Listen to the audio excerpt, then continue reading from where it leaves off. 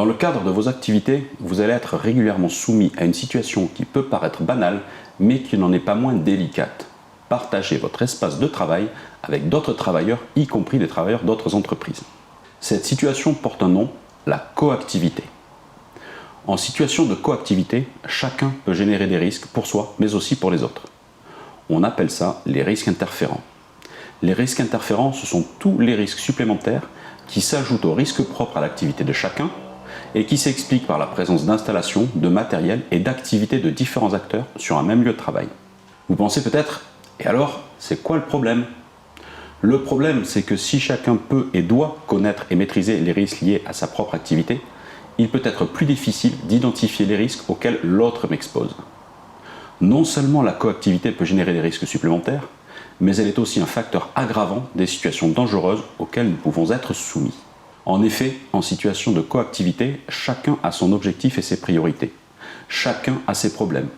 Chacun peut être dans un état d'esprit différent, lié à la fatigue ou au stress. Chacun est focus sur soi et son activité. La vigilance au regard de sa propre activité n'est pas toujours facile. Elle l'est encore moins lorsqu'il s'agit de l'activité de l'autre. Et c'est ainsi que chaque année en France, ces situations de coactivité sont à l'origine de 15% des décès liés au travail. Mais alors, que faire ? La première chose est de se coordonner autant que possible en amont avec les autres intervenants afin de limiter le plus les risques interférents et de définir ensemble les moyens à mettre en œuvre pour maîtriser les risques résiduels. Dès lors que l'activité a commencé, il est alors fondamental d'être attentif à l'évolution de son environnement de travail, d'observer autour de soi et de veiller d'abord à ne pas être dangereux pour les autres, notamment en respectant les consignes prévues et en gardant son environnement de travail rangé. Attention en particulier lorsque vous devez faire quelque chose qui n'était pas prévu initialement. L'analyse des risques n'a pas été faite, les moyens de maîtrise n'ont donc pas été définis et les autres personnes présentes dans votre environnement de travail ne sont pas informées. Au-delà des risques éventuellement générés sur les autres, observer permet bien sûr de veiller à ne pas être en danger soi-même du fait des autres. Si du fait de cette vigilance, vous percevez être en danger du fait d'autrui ou être en danger pour autrui, alors il n'y a pas à hésiter, il faut s'arrêter. En cas de doute, il n'y a pas de doute. Il vaut mieux s'arrêter pour rien plutôt que de poursuivre en prenant des risques.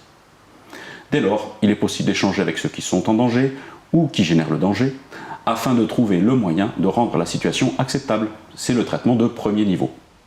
On ne reprendra le travail que lorsque la situation sera gérée et que les risques induits seront maîtrisés. Dans un deuxième temps, il est important d'informer sa hiérarchie de ce qui s'est passé afin de capitaliser les retours d'expérience et de lui permettre de prendre des actions de fond pour éviter qu'une telle situation ne se reproduise. Vous le voyez, chacun d'entre nous est susceptible d'être impacté par les situations de coactivité et cela peut engendrer des risques importants et des accidents. Chacun peut aussi agir par la coordination en amont avec les autres intervenants, par l'observation continue de l'environnement de travail et par l'arrêt et le traitement des situations qui présentent un doute. Soyez acteur de votre propre sécurité et de celle des autres.